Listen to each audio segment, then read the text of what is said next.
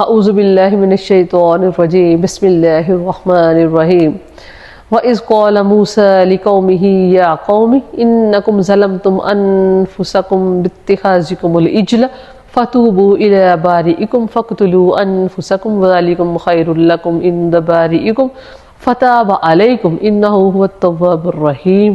اللہ رب العزت کی خاص رحمت اور فضل سے آج کا جو ہمارا موضوع ہے وہ ہے سورۃ البقرہ کی آیت نمبر 54۔ اللہ پاک قرآن پاک میں ارشاد فرماتے ہیں وَإِذْ قَالَ مُوسَىٰ، اور جب کہا موسیٰ نے لِقَوْمِهِ اپنی قوم سے، یا قومی اے میری قوم، اِنَّکُمْ ظَلَمْتُمْ بے شک ظلم کیا تم نے، انفسکم اپنے آپ پر۔ کیوں ظلم کیا؟ باتخاذکم کہ بنا لیا تم نے، العجلہ بچھڑے کو اپنا معبود، کہ تم نے بچھڑے کو اپنا معبود بنا لیا۔ فتوبو پس تم توبہ کرو، الی بارئکم اپنے پیدا کرنے والے کی طرف۔ فقتلوا انفسکم تو قتل کرو آپس میں ایک دوسرے کو۔ ذالکم خیر لکم یہ بہتر ہے تمہارے لیے، عند بارئکم تمہارے پیدا کرنے والے کے نزدیک۔ فتاب علیکم پس وہ توبہ قبول کر لے گا تمہاری، انہ هو التواب الرحیم بے شک وہی توبہ قبول کرنے والا ہے۔ اللہ اکبر۔ اللہ رب العزت نے موسیٰ علیہ السلام کو اور بنی اسرائیل کو فرعون کے ظلم سے نجات عطا کی اور ان کو ایک اچھا ملک عطا کیا جہاں پر وہ پرسکون ہو کر رہنے لگے۔ مصر میں رہنے لگے تو انہوں نے موسیٰ علیہ السلام سے کہا کہ اب ہمارے لیے کوئی شریعت جو ہے وہ اللہ سے لے کر آئیے۔ جب موسیٰ علیہ السلام کوہ طور پر چلے گئے تو پیچھے سے جو سامری جادوگر ہے اس کے بہکاوے میں آ کر انہوں نے دوبارہ سے پرستش شروع کر دی بچھڑے کی۔ سامری جادوگر نے سارے لوگوں سے جو زیورات تھے وہ لے کر ان کا پگھلا کر ایک بچھڑا بنایا اور اس کے سم میں حضرت جبرائیل علیہ السلام کے جو گھوڑے کے سموں کی مٹی تھی وہ ڈالی تو وہ بولنے لگ گیا، تو پوری قوم جو ہے وہ گوسالہ پرستی کا شکار ہو گئی۔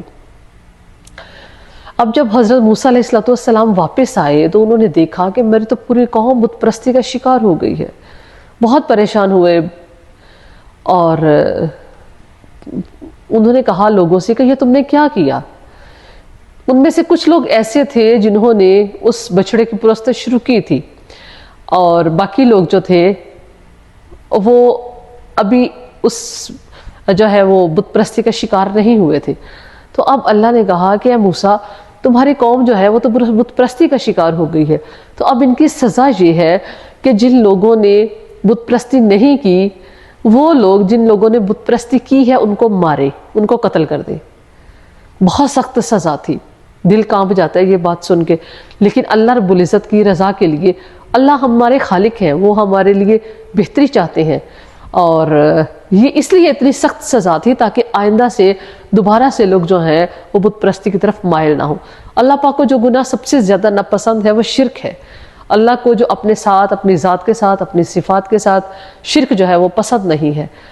تو اللہ رب العزت نے اتنی کڑی سزا جو ہے وہ اس لیے دی تاکہ آئندہ سے دوبارہ سے لوگ جو ہے وہ بت پرستی کا شکار نہ ہوں۔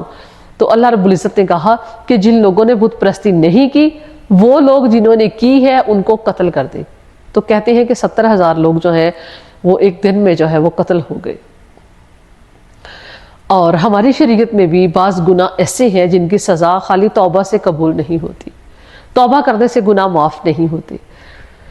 کچھ گناہ ایسے ہیں جن کی سزا اس دنیا میں ہی دی جانی چاہیے تاکہ باقی لوگوں کو جو ہے وہ سبق حاصل ہو اور وہ آئندہ سے وہ گناہ نہ کریں۔ جیسے قتل ہے، قتل کا بدلہ قتل ہے، قتل کا یہی ہے۔ آپ اگر یہ کہیں کہ ایک شخص کو قتل کر دے اور بعد میں کہے اللہ پاک مجھے معاف کر دے، تو اللہ معاف نہیں کریں گے جب تک کہ جو ہے وہ قتل کا بدلہ جو ہے وہ اس کو نہیں دیا جائے گا۔ ایسے ہی شادی شدہ زانی جو ہے وہ اگر خالی توبہ بھی کر لیتا ہے اور اس پر وہ شواہد کے ساتھ اس پر زنا ثابت ہو جاتا ہے تو اس کو رجم کی سزا جو ہے وہ ضرور دی جائے گی تاکہ آئندہ سے معاشرے سے یہ قبیح فعل جو ہے یہ ختم ہو جائے۔ تو یہ اللہ رب العزت نے ان کو معاف کرنے کے لیے، ان کی توبہ کو قبول کرنے کے لیے اللہ رب العزت نے ان پر یہ سزا جو تھی وہ مقرر کی تاکہ لوگ جو ہیں وہ آئندہ سے ایسا قبیح فعل بت پرستی جیسا گناہ جو ہے وہ نہ کر سکے، اور لوگ جو ہے وہ اس سے باز رہیں۔